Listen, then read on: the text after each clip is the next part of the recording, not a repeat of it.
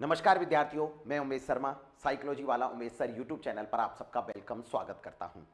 दोस्तों, इस बार पीटीईटी और बीएसटीसी के फॉर्म यानी कि परीक्षा कराने की जिम्मेदारी वर्धमान महावीर ओपन यूनिवर्सिटी को दी गई है। Vardhman Mahaveer open university Kota PTET के फॉर्म उनके द्वारा पहले निकाले जा चुके हैं और आज बीएसटीसी के इन्होंने फॉर्म जारी किए हैं। परीक्षा की तिथि घोषित कर दी गई है। क्या कुछ इसके अंतर्गत रूल रेगुलेशन है, क्या इंस्ट्रक्शन है, वो घोषित कर दिए गए हैं। परीक्षा की तिथि रखी गई है 30 जून। सिलेबस के अंतर्गत क्या कुछ हटाया है, क्या कुछ घटाया है, इन सभी बातों पर मैं आप लोगों से करने वाला हूं इसके अंतर्गत डिस्कशन और एक महत्वपूर्ण जानकारी आप लोगों को देने वाला हूं। यह वीडियो आपको एंड तक देखना जरूरी है। जो बच्चे बीएसटीसी की परीक्षा की तैयारी कर रहे हैं या उन्हें ये परीक्षा देकर के मास्टर बनना है, मैं उमेश शर्मा साइकोलॉजी टीचर आज को आपके लिए बहुत सारी इंफॉर्मेशन देने वाला हूं। इस इवेंट के अंतर्गत मैं आप लोगों को बता देता हूं कि 12th के बाद बीएसटीसी राजस्थान में क्या होता है कि यदि कोई विद्यार्थी 12वीं पास है, 12वीं करने के बाद शिक्षक बनने की दिशा में कदम बढ़ा सकता है, शिक्षक बनने के सपने को पूरा कर सकता है। 12वीं के बाद यदि उसे शिक्षक बनना है तो उसके लिए सबसे पहली सीढ़ी होती है वीएसटीसी, यानी कि वीएसटीसी के अंतर्गत 2024 के अब परीक्षा तिथि घोषित कर दी गई है 30 जून और पाठ्यक्रम के अंतर्गत क्या कुछ बदलाव है उन सब के बारे में मैं आप लोगों से करूंगा बेहतर तरीके से डिस्कशन। तो जैसा कि मैंने कहा कि 12वीं के बाद यदि कोई टीचर बनने के सपने को पूरा करना चाहता है या इस दिशा में आगे बढ़ना चाहता है तो उसे बीएसटीसी का परीक्षा का पास करनी होती है, क्वालिफाई करनी होती है। उसके बाद सरकार के द्वारा जो भी कॉलेज आप लोगों के लिए अलॉट किया जाता है उस कॉलेज में आप 2 साल वीएसटीसी की ट्रेनिंग लेते हो। ट्रेनिंग लेने के बाद फिर आप अगला कदम यानी कि जो भी परीक्षा होती है, परीक्षा 1 हो सकती है, 2 हो सकती है, उस परीक्षा के माध्यम से आप अपने टीचर बनने यानी कि 1 से 5वीं तक यानी कि 3rd ग्रेड टीचर बनने के सपने को करते हैं साकार। तो इसमें मैं आप लोगों को पूरी जानकारी देने वाला हूं, आप मेरी बात को ध्यान से सुनते जाएंगे। तो देखें यहां पर मैं आपको बता देता हूं, प्री डीएलएड कहा जाता है एग्जामिनेशन 2024, प्रारंभिक शिक्षा में डिप्लोमा, सामान्य और संस्कृत प्रवेश परीक्षा 2024। ठीक है, सामान्य दिशा निर्देश दिए गए हैं। सबसे पहले दिशा निर्देश के अंतर्गत मैं आप लोगों से बात करूं तो देखेंगे आप यहां पर सारी इंफॉर्मेशन देखते जाएंगे। यहां पर पहला बिंदु पात्रता, ऑनलाइन आवेदन की प्रक्रिया, परीक्षा तिथि, आवेदन और परीक्षा शुल्क के लिए इन्होंने पृष्ठ संख्या 2 और 3 को चुना है जिस पर हम इंफॉर्मेशन प्राप्त करने वाले हैं। फिर दूसरे में क्या है, प्री डीएलएड प्रवेश परीक्षा 2024 के लिए सामान्य दिशा निर्देश यानी कि इंस्ट्रक्शन क्या है, रूल रेगुलेशन क्या है, उसके बारे में डिटेल से चर्चा करेंगे। तीसरा यहां पर परीक्षा आयोजन प्रक्रिया एवं प्रश्न पत्र संरचना 7 से 8 पेज पर प्रश्न पर, और फिर है चौथे नंबर पर इसका पाठ्यक्रम यानी कि सिलेबस क्या रहेगा, सिलेबस के अंतर्गत क्या कुछ बदलाव हुए हैं, क्या कुछ चेंजेस हुए हैं, उन सब के बारे में मैं आप लोगों से डिस्कस करने वाला हूं। चलो तो बेटा देखेंगे यहां पर फटाफट से। तो प्री डीएलएड एग्जामिनेशन 2024 के अंतर्गत प्रारंभिक शिक्षा में डिप्लोमा, सामान्य संस्कृत प्रवेश परीक्षा 2024 के अंतर्गत महत्वपूर्ण तिथियां घोषित की गई हैं। सबसे पहली तिथि ऑनलाइन आवेदन पत्रों की उपलब्धता 11/5/2024 यानी कि 11/5/2024 से बच्चे फॉर्म भर सकते हैं, फॉर्म फिल कर सकते हैं। ठीक है, साथ के साथ ऑनलाइन आवेदन करने की जो अंतिम तिथि बताई गई है वो बताई गई है 31/5/2024 शुक्रवार। 31/5/2024 शुक्रवार तक आप अंतिम ऑनलाइन आवेदन की अंतिम तिथि है यानी कि इस डेट तक आप फॉर्म अप्लाई कर सकते हैं। फिर भी आपको अंतिम तिथि का इंतजार किए बिना पहले ही अपने फॉर्म को सबमिट कर देना है। ठीक है, इसके बाद परीक्षा की तिथि भी घोषित कर दी गई है जिसमें है 30/6/2024 रविवार यानी कि 30 जून 2024 रविवार के दिन आपके ये बीएसटीसी यानी कि प्री डीएलएड पेपर का आयोजन किया जाएगा। ठीक है, यहां पर मैं बात करूंगा तो आप यहां देखें तो आपको बहुत सारी इंफॉर्मेशन अभी देने वाला हूं मैं आप लोगों को। तो यहां पर बात करेंगे कि आप लोगों को कितना परसेंट चाहिए, तो वो देखेंगे पात्रता क्या है। शैक्षणिक योग्यता के बारे में बात करें तो शिक्षक पाठ्यक्रम प्रशिक्षण के अंतर्गत क्या है, मान्यता प्राप्त बोर्ड से उच्च माध्यमिक परीक्षा अथवा समकक्ष परीक्षा में न्यूनतम अंक परसेंट वर्गों के निम्नानुसार, यानी कि जो आपने 12th परीक्षा सीनियर सेकेंडरी की परीक्षा जो आपने पास की है या आप उसके अंतर्गत एपीयर कैंडिडेट हैं तो एपीयर कैंडिडेट भी इसमें फॉर्म अप्लाई कर सकते हैं। इसके लिए क्या करना होगा आपको, सामान्य के लिए 50% जो 12th में परसेंट होना जरूरी है, अनुसूचित जाति जनजाति के लिए 45%, ओबीसी के लिए 45%, दिव्यांग के लिए 40% या अधिक दिव्यांग 40% से अधिक दिव्यांग है तो उसको 45%, और विधवा परित्यक्ता या तलाकशुदा महिलाओं के लिए 45% का आप लोगों को सीनियर सेकेंडरी के अंतर्गत इतनी परसेंट तो होना ही आवश्यक है। ठीक है, इसके बाद मैं आप लोगों से डिस्कस करूंगा यहाँ के अगले जो दिशा निर्देश हैं उन सब के बारे में। देखो फटाक से, हाँ आगे चलते हैं। बिल्कुल यहाँ पर देखेंगे सारी इंफॉर्मेशन यहाँ दी गई है। इंफॉर्मेशन के अंतर्गत आप फिर चलें, यहाँ देखें वांछित न्यूनतम प्राप्तांक परसेंट गणना में एक अंक भी कम स्वीकार्य नहीं होगा। यदि किसी की 50% से कम है तो वो भी स्वीकार्य नहीं होगी। जैसे अभ्यर्थी के उच्च माध्यमिक परीक्षा या समकक्ष परीक्षा में 49.99% या 44.99% अंक हैं तो भी वे अभ्यर्थी प्रवेश के लिए आवेदन करने के योग्य रहेंगे। मतलब 50% या उससे ऊपर परसेंट आप लोगों की होनी आवश्यक है। ठीक है, जो अभ्यर्थी वर्ष 2024 में उच्च माध्यमिक परीक्षा में सम्मिलित हुए हैं, हो रहे हैं, वे भी आवेदन करने हेतु पात्र हैं, परंतु उन्हें काउंसलिंग के समय पात्रता के सभी शर्तों को पूर्ण करना होगा। जब काउंसलिंग की जाएगी, जब कॉलेज अलाउट किए जाएंगे, तो उस समय आपके पास आपके 12th की यानी कि सीनियर सेकेंडरी की आपके पास मार्कशीट और उससे संबंधित बोर्ड का सर्टिफिकेट होना आवश्यक है।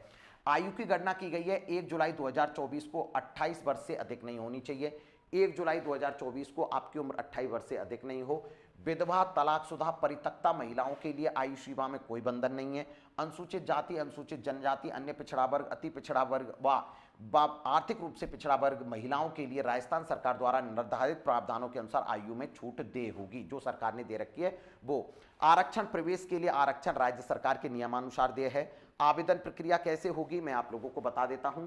ऑनलाइन आवेदन द्वारा हमारी वेबसाइट ये है wttps. ये इस वेबसाइट पर जाकर के आप इसके अंतर्गत क्या कर सकते हो, आप अपने आवेदन फॉर्म अप्लाई कर सकते हो। ठीक है, अभ्यर्थी राजस्थान राज्य के निर्धारित ई मित्र कियोस्क पर जाकर के फॉर्म भरेगा और परीक्षा के बारे में परीक्षा शुल्क क्या करा देगा, जमा, और इस तरीके से आप क्या कर सकते हो, फॉर्म अप्लाई कर सकते हो। नेक्स्ट बिंदु पर चर्चा करेंगे। देखें फटाक से, यहां पर देखो आप लोगों के लिए पूरी इंफॉर्मेशन दी गई है। यहां देखें, इसको थोड़ा सा आपके अकॉर्डिंग बड़ा कर देता हूं जिससे आप आसानी से सीख सकें। अभ्यर्थी स्वयं के स्तर पर आवेदन कर सकते हैं। परीक्षा शुल्क जमा कराने हेतु online payment, debit card, credit card, net banking आदि के माध्यम से आप फॉर्म भर सकते हैं। आवेदन पर ऑनलाइन ही स्वीकार्य होंगे। कार्यालय को हार्ड कॉपी प्रेषित ना करें। किसी भी परिस्थिति में हाथ से भरे हुए पत्र या ऑफलाइन आवेदन पत्र स्वीकार नहीं होंगे। हर कंडीशन में ऑनलाइन फॉर्म ही भरे जाएंगे। ऑफलाइन फॉर्म भरने की छूट यहां पर नहीं दी गई है। ठीक है, ऑनलाइन आवेदन पत्र भरते समय आप लोगों को पूर्ण रूप से अपना इसका प्रिंट ले लेना है, सावधानी पूर्वक फॉर्म भरना है और इसकी फीस क्या रखी गई है वो भी देख लेंगे। यहां पर बात करूंगा डीएलएड सामान्य अथवा डीएलएड संस्कृत दोनों के लिए फीस है 450 रुपए। ठीक है, आवेदन शुल्क। ठीक है, डीएलएड सामान्य अथवा डीएलएड संस्कृत किसी एक पाठ्यक्रम में मान के चलो, या तो डीएलएड सामान्य से भरना चाहते हो, डीएलएड संस्कृत से भरना चाहते हो, तो प्रत्येक के लिए 450 रुपए है। ठीक है, डीएलएड सामान्य और डीएलएड संस्कृत दोनों के पाठ्यक्रम दोनों का फॉर्म एक साथ भरना है तो 500 रुपये निर्धारित है। इस प्रवेश परीक्षा का शुल्क किसी भी दशा में रिफंडेबल नहीं है, वापस नहीं होगा। नियमों और निर्देशों के अनुसार अभ्यर्थी पूर्ण पात्रता रखते हो, केवल वे ही आवेदन करें, कोई भी बच्चा उठ करके आकर के आवेदन ना करे। ठीक है, इसके अंतर्गत यह प्रावधान है। अभ्यर्थी वेबसाइट पर उपलब्ध विस्तृत दिशा निर्देश सावधानी पूर्वक पढ़ लें। ठीक है, इसके अंतर्गत यह हेल्पलाइन नंबर है, इन हेल्पलाइन नंबर पर आप चले जाएं। ठीक है, देखें यहां पर अगला बिंदु, यहां आपको और भी दिशा निर्देश दिए गए हैं। डीएलएड प्रवेश परीक्षा हेतु दिशा निर्देशों के बारे में बात करें तो देखें, अभ्यर्थी को अपना नवीनतम पासपोर्ट साइज रंगीन फोटो अवेलेबल कराना होगा जब आप फॉर्म अप्लाई करेंगे। वेबसाइट पर आवेदन ऑनलाइन पत्र उपलब्ध हैं जिन्हें अभ्यर्थी ई मित्र कियोस्क के माध्यम से स्वयं या कंप्यूटर द्वारा स्वयं भर सकते हैं। ऑनलाइन आवेदन पत्र अभ्यर्थी स्वयं भरें अथवा किसी की देखरेख में सावधानी पूर्वक भरवाएं, गलती वलती नहीं करें, आसानी से खुद भरें। परीक्षा केंद्र के चयन हेतु जिलों के नाम की सूची आवेदन पत्र के साथ दी गई है। आप उसके अंतर्गत जिले आप अपनी अकॉर्डिंग आवश्यकता के अकॉर्डिंग भर सकते हैं। प्रवेश पत्र केवल ये वेबसाइट दे रखी है, इस वेबसाइट पर आप लोग इसमें फॉर्म भरें और उसका प्रिंट आउट ले लें। प्रिंट आउट आप लोग इसका प्राप्त कर लें। ठीक है, देखो आगे चलेंगे, अगला नेक्स्ट। हाँ, प्रवेश पत्र ऑनलाइन भुगतान के द्वारा आवेदन शुल्क जमा कराने के पश्चात यदि आवेदन पत्र का प्रिंट नहीं निकलता है तो इसे कार्यालय की वेबसाइट पर उपलब्ध हेल्पलाइन नंबर, ये नंबर है, इन पर आप फोन कर सकते हैं।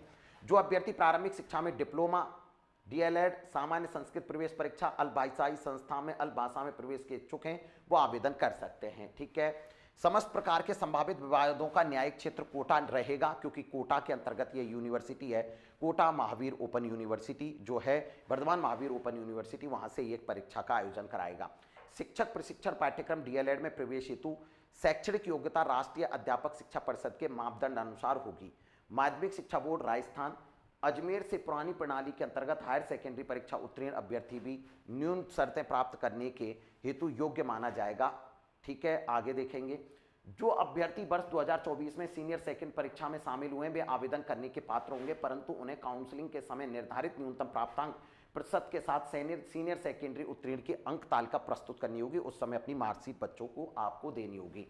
अभ्यर्थी की आयु सीमा 1 जुलाई 2024 को अधिकतम 28 वर्ष है, इससे कम रखी हो जाएगी।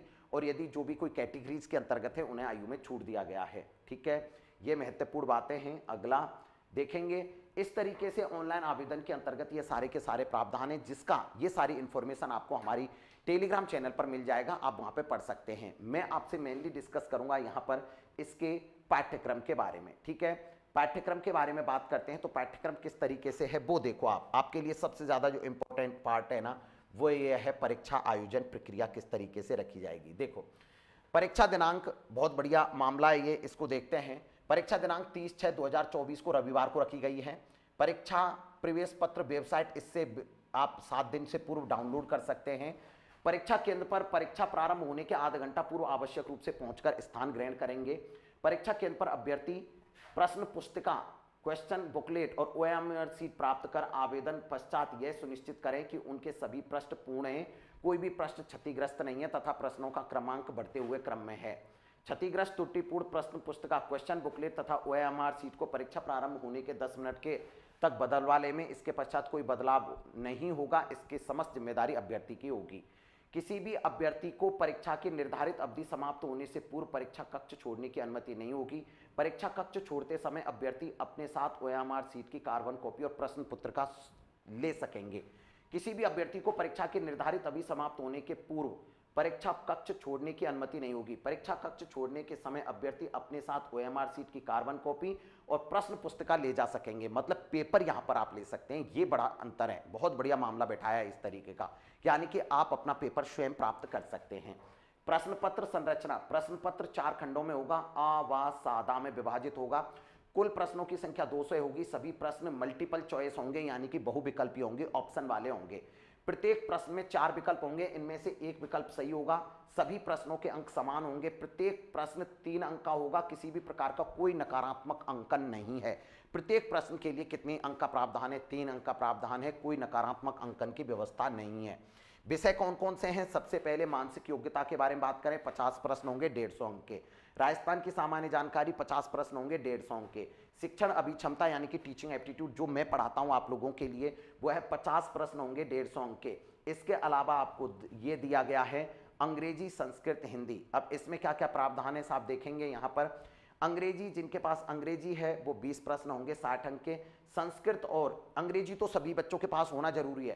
संस्कृत और हिंदी में से एक बच्चा सेलेक्ट कर सकता है। इसमें 30 प्रश्न होंगे 90 अंक के। ठीक है, इस तरीके से ये प्रावधान किया गया है। ओके, चलो तो देखते हैं और आगे इसके अंतर्गत क्या क्या इंफॉर्मेशन है। प्रश्न पत्र संबंधी सूचना, प्रश्न पत्र 4 खंडों में विभाजित होगा। खंड द 3 उपखंडों में होगा, क्योंकि भाषा वाला है। एक तो अंग्रेजी है, अंग्रेजी के अलावा हिंदी और संस्कृत में से आप लोगों को एक को चूज करना पड़ेगा। ठीक है, खंड ए व सैदय का खंड अंग्रेजी, ये तो क्या सभी आवेदकों को हल करना है। खंड द का उपखंड संस्कृत भाग प्रारंभिक शिक्षा में डिप्लोमा संस्कृत प्रवेश लेने वाले आवेदकों को हल करना होगा। हाँ, जो जिन बच्चों के पास संस्कृत सब्जेक्ट है ना, उनको ये हल करना पड़ेगा संस्कृत। इसके अलावा बाकी के सभी विद्यार्थियों को हिंदी का, जो हिंदी के क्वेश्चन है वो हल करने पड़ेंगे। जो अभ्यर्थी प्रारंभिक शिक्षा में डिप्लोमा, सामान्य एवं प्रारंभिक शिक्षा में डिप्लोमा संस्कृत दोनों का चयन करते हैं, उन्हें खंड द का उपखंड संस्कृत भाग वाला ही हल करना होगा। परीक्षा के समस्त प्रश्न बहुविकल्पी होंगे। इनके सही उत्तर के लिए आवेदकों को दी गई ओएमआर सीट से संबंधित प्रश्न संख्या के सामने ABCD वाले गोले को काला और नीला करना होगा। अन्य स्थान को काला नीला करने या ABCD लिखने पर आपकी OMR सीट का अंकन नहीं होगा। इसके लिए आप स्वयं उत्तरदायी होंगे। OMR सीट संबंधी सूचना, ठीक है, परीक्षा प्रारंभ होने से पूर्व OMR सीट की समस्त प्रविष्टियों की पूर्ति कर लें। अभ्यर्थी OMR सीट के अंतर्गत रोल नंबर, प्रश्न पुस्तिका, नया ओके नंबर सावधानी पूर्वक अंकित करें। ओके, चलो अगला और भी सारी इंफॉर्मेशन मैं आप लोगों को बता देता हूं। देखेंगे यहां पर अगली बात, थोड़ा सा आपको दिखाई दे रहा होगा, मैं तो समझता हूं कि आपको दिखाई तो दे रहा होगा। रोल नंबर प्रवेश पत्र में जांच करके लिखें। अभ्यर्थी का परिणाम OMR स्कैनिंग मशीन द्वारा OMR सीट में अपने द्वारा भराया गया प्रश्न पत्र का क्वेश्चन बुकलेट नंबर के आधार पर तैयार किया जाएगा। OMR सीट 4 खंडों में विभक्त होगी, प्रत्येक खंड में 50 प्रश्न होंगे, प्रत्येक प्रश्न के न्यूनतम 4 वैकल्पिक उत्तर होंगे ABCD, ठीक है। OMR सीट में सही उत्तर वाले गोले को काले एवं नीले पॉइंट से, काले या नीले पॉइंट पेन से भरना होगा। सभी प्रश्नों के अंतर्गत नकारात्मक अंकन कुछ है नहीं, प्रत्येक प्रश्न 3 अंक का है, 2 से प्रश्न होंगे, टोटल 600 अंक का पेपर होगा, ठीक है। गोले को काला नीला करें, अन्यथा अन्यंत्र या पास में बनाए गए गोले का अंकन नहीं होगा। OMR सीट का मूल्यांकन स्कैनिंग द्वारा होगा, अतः संपूर्ण गोला गहरा नीला या काला करें, ठीक है। ये सारी बातें हैं। नकल वकल का आपको देख लेना, नकल आपको नहीं करनी है किसी भी कंडीशन में, क्योंकि ये एक अपराध है, ठीक है। नकल करना एक अपराध की व्यवस्था है। चलो अगले बिंदु के बारे में बात करते हैं। अब जो आपका मेन पार्ट आ जाता है, सबसे ज्यादा जिस पर मुझे चर्चा करनी थी, या सबसे इंटरेस्टिंग जो टॉप मामला है, वो है आप लोगों का सिलेबस। इसके अंतर्गत आपको सिलेबस में क्या कुछ जोड़ा गया है। देखो मैं आप लोगों को एक चीज बता देता हूं बच्चा, आपको यदि किसी भी एग्जाम को क्रैक करना है या पास करना है, या आप लोगों को रैंक के साथ सिलेक्शन लेना है, तो आपके पास आपका पाठ्यक्रम होना बहुत जरूरी है, सिलेबस होना बहुत जरूरी है। तो सिलेबस आप लोगों के लिए दिया गया है, इस सिलेबस के अंतर्गत आपको क्या क्या पढ़ना है वो ध्यान रखेंगे। तो सबसे पहले सिलेक्शन के लिए आपके पास पाठ्यक्रम होना जरूरी है, फिर उसके बाद आपके कॉन्सेप्ट क्लियर होना जरूरी है पाठ्यक्रम के अकॉर्डिंग, फिर टॉपिक वाइज क्वेश्चन आप करेंगे, फिर ये देखेंगे कि पिछले एग्जाम में किस तरीके के प्रश्न पूछे गए। ये चारों पार्ट आप लोगों को बहुत बेहतरीन तरीके से निष्पादित करने, बहुत जबरदस्त तरीके से, ठीक है। तो सबसे पहले मैं बात करता हूं, यहां पर मेंटल एबिलिटी दी गई है, मानसिक योग्यता, टोटल प्रश्न है 50। इसके अंतर्गत कौन कौन से टॉपिक है साहब? रीजनिंग, तार्किक योग्यता, एनालॉजी, दो वस्तुओं की आंशिक समानता या समरूपता, विभेदीकरण, संबद्धता, विश्लेषण, लॉजिकल थिंकिंग, तार्किक चिंतन, ये सब दिया गया है। इसके अलावा general awareness of Rajasthan, Rajasthan की सामान्य जानकारी, ये सारा चीज है। राजस्थान का ऐतिहासिक पक्ष यानी कि हिस्टोरिकल एस्पेक्ट दे रखा है, पॉलिटिकल एस्पेक्ट दे रखा है, आर्ट एंड कल्चर एंड यहाँ पर पूरी तरीके से आपके साहित्य पक्ष दे रखा है, इकोनॉमिक एस्पेक्ट दे रखा है, आर्थिक पक्ष, ज्योग्राफी। मतलब मैं आपसे इतना कह सकता हूं कि यहाँ पर आपको ज्योग्राफी, हिस्ट्री, कल्चर सब कुछ आप लोगों को पढ़नी है। ये आपके सिलेबस का एक इंपॉर्टेंट पार्ट भी है। चलो टीचिंग एप्टीट्यूड, जो मैं आप लोगों को इसकी क्लासेस स्टार्ट करने वाला हूं, पिछले पेपर सॉल्व करने वाला हूं, तो आप इन पिछले पेपर के माध्यम से अपनी तैयारी को बहुत बेहतरीन कर सकते हैं, बहुत मजबूत कर सकते हैं। चूंकि मैं मनोविज्ञान first grade, second grade, third grade के अंतर्गत पात्रता परीक्षा, मैं कह सकता हूं नेट एग्जाम के लिए टीचिंग एप्टीट्यूड की क्लासेस लेता हूं, लेकिन मैं आप लोगों के लिए, चूंकि एक छोटे से बच्चे हैं, 12वीं पास बच्चे इस पेपर को करने के लिए आते हैं, टीचिंग एप्टीट्यूड की अच्छी क्लासेस नहीं मिल पाती, तो ऐसे विद्यार्थियों के लिए एक बेहतरीन क्लास लेकर के मैं आने वाला हूं, पिछले पेपर्स का सॉल्यूशन, ठीक है।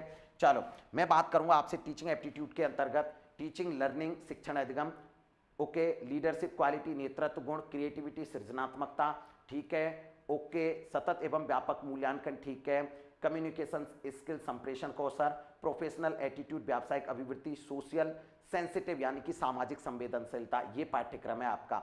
मैं बात करूं आप लोगों से, यदि हिंदी, इंग्लिश और संस्कृत के बारे में बात करें, तो बेटा ये पाठ्यक्रम दिया गया है आपके हिंदी और इंग्लिश का, ठीक है। हिंदी, इंग्लिश और संस्कृत का ये पाठ्यक्रम है, आप देखेंगे यहां पर। मैं बात करूंगा संस्कृत, संस्कृत में प्रारंभिक शिक्षा में डिप्लोमा, डीएलएड, संस्कृत पाठ्यक्रम प्रवेश लेने वाले विद्यार्थियों को, जो संस्कृत से डीएलएड करना चाहते हैं उनके लिए स्वर, व्यंजन, शब्द रूप, अकारांत, स्त्रीलिंग, धातु रूप, ठीक है, ये सारे उपसर्ग, प्रत्यय, समास, ये सब दे रखे हैं संस्कृत में। हिंदी में जो सामान्य से क्या करना चाहते हैं, डीएलएड करना चाहते हैं, एसटीसी करना चाहते हैं, उनके लिए ये पूरा पाठ्यक्रम है, जिसमें शब्द ज्ञान, पर्यायवाची शब्द, विलोम शब्द, युग्म शब्द, वाक्य विचार, शुद्धिकरण, ये सब इसके अंतर्गत हैं। संधि, समास, उपसर्ग, प्रत्यय, ये सब आप लोगों को पढ़ने पड़ेंगे, ठीक है। अंग्रेजी का ये पाठ्यक्रम है, comprehensive, sporting error, okay, narration, preposition, articles, okay, connectives, okay, ये सब इसके अंतर्गत आपके पाठ्यक्रम का एक इंपॉर्टेंट पार्ट है। बच्चों मैं आप लोगों के लिए बहुत बेहतरीन क्लास लेकर के आने वाला हूं, जल्दी आप लोगों को घोषणा कर दी जाएगी कि कब क्लास होगी, इसलिए आप अपनी तैयारी को मजबूत करने के लिए मुझसे जुड़ सकते हैं। यहाँ पर टीचिंग एप्टीट्यूड, चूंकि मैंने कहा कि मैं first grade, second grade, third grade, पात्रता, मुख्य परीक्षा, नेट एग्जाम के लिए टीचिंग एप्टीट्यूड, ये बड़े क्लासेज लेता हूँ ऑफलाइन ऑनलाइन। तो मैं मेरे बच्चों के, जो छोटे बच्चे हैं जो 12वीं करके आते हैं, उन बच्चों के लिए एक बेहतरीन क्लास लेकर के आने वाला हूं, पिछले एग्जाम में आए हुए प्रश्न, इसके लिए आप लोगों को उपस्थित होना होगा। और निश्चित रूप से मैं आप लोगों की टीचिंग एप्टीट्यूड में 50 में से 50 यानी कि 150 में से 150 अंक प्राप्त करने के लिए मैं तुम्हें इतना मजबूत कर दूंगा, ठीक है बेटा। इसकी क्लासेस जल्द होंगी स्टार्ट, और उसके बारे में मैं आप लोगों को अवगत करा दूंगा। थैंक यू दोस्तों, धन्यवाद, थैंक यू।